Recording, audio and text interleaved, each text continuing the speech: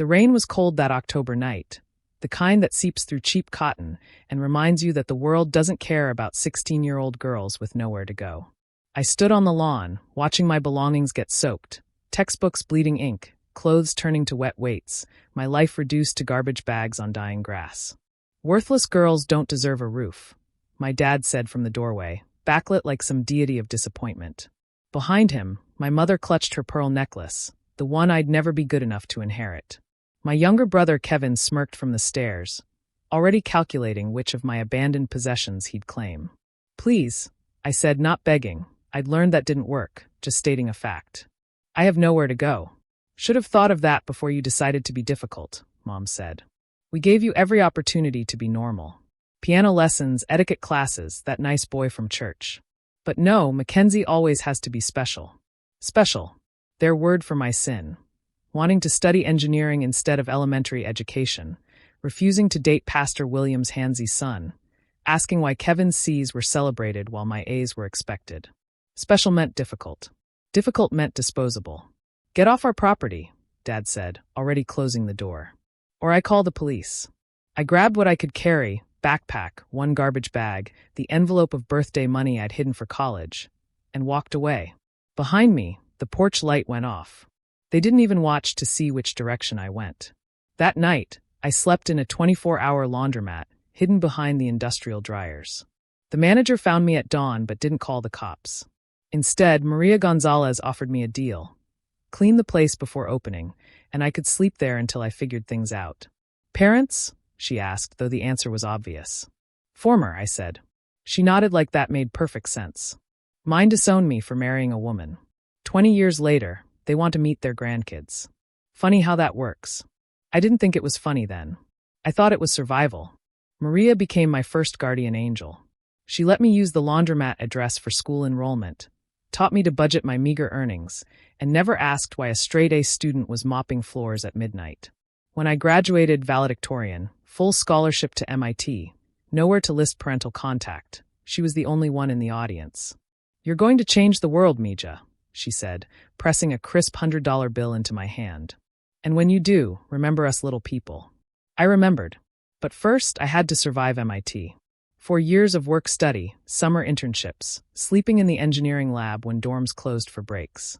I learned to code like breathing, to build like my life depended on it, because it did. My senior project, an AI algorithm for optimizing renewable energy grids, caught the attention of Silicon Valley. By 25, I'd sold my first startup for 8 figures. By 30, the second went for 9. By 36, NextGen Energy Solutions wasn't just a company.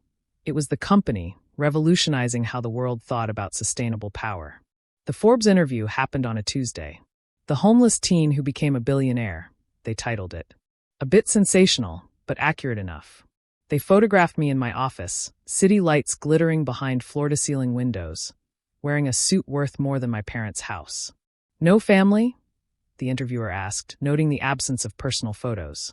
"I have family," I said, gesturing to the wall of employee photos. 3,000 of them. "We take care of each other." The article went viral. $1 million origin stories always do.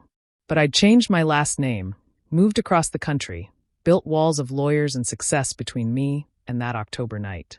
I thought I was safe from my past. I was wrong. The first email came Wednesday morning, filtered to spam but somehow familiar. "Mackenzie, sweetheart, we saw the article. So proud of our little girl. We always knew you were special. Love, Mom." Special. There was that word again, repurposed now that it came with a $1 billion valuation. I deleted it.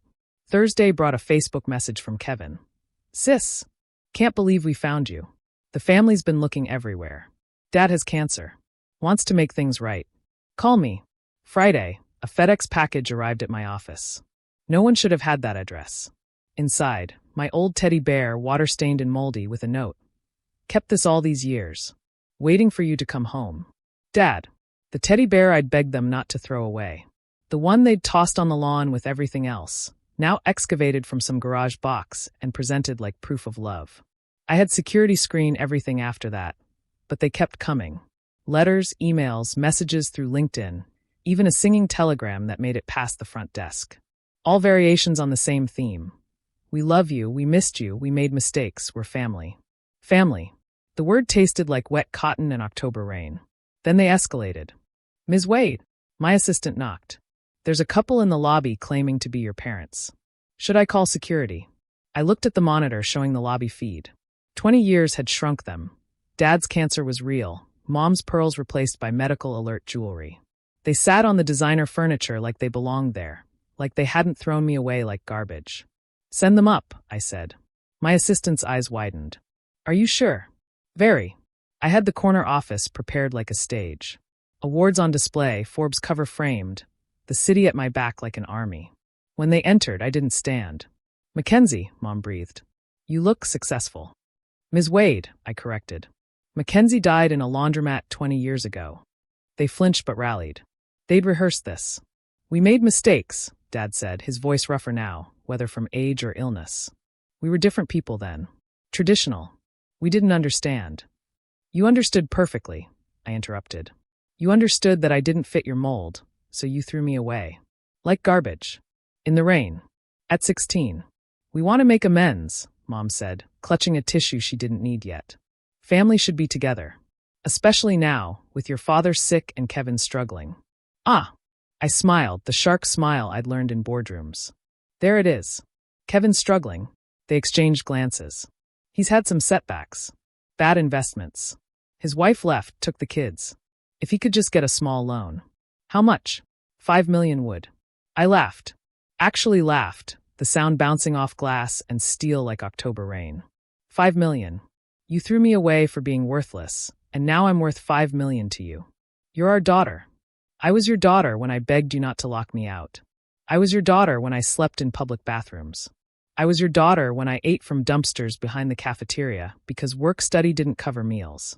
I stood then, all 6 feet of me in designer heels. Where was this parental concern when I needed literally anything besides money?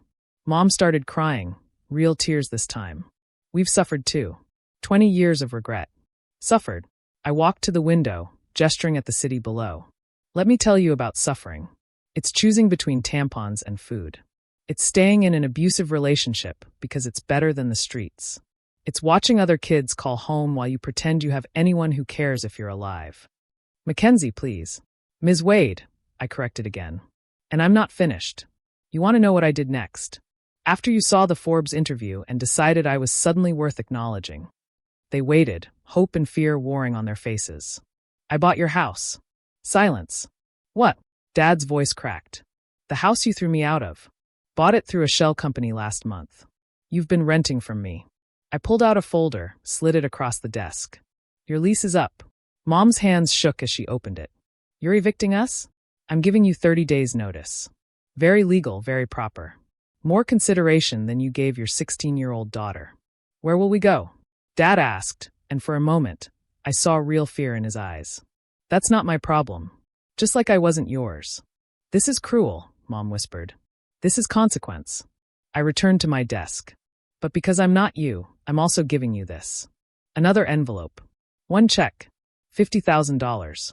Enough for a fresh start if you're smart, gone in 6 months if you're not. They stared at the check like it might bite. There are conditions, I continued. You take this money and disappear. No contact, no claims, no sudden familial feelings. You tell anyone who asks that you have no daughter. Because you don't. And if we refuse? Dad's old stubbornness flickered. Then you get nothing. And I tell the world exactly why Mackenzie Blake became Mackenzie Wade. Every detail. Every cruelty. Every time you chose normal over your daughter. I've kept quiet to protect my peace, not your reputation. Push me, and I'll choose differently. They took the money. Of course they did. Just like they took my childhood, my safety, my family, when the price was right. As security escorted them out, Mom turned back one last time. For what it's worth, I'm sorry. No, I said. You're poor. There's a difference. After they left, I sat in my office watching the sun set over the city I'd conquered. My phone buzzed, Maria, texting from the laundromat that was now a community center I'd funded. Saw the Forbes thing. Proud of you, Mija. Dinner Sunday. Wouldn't miss it, I typed back. Because that's what family does, shows up. Not when you're worth billions, but when you're worth nothing.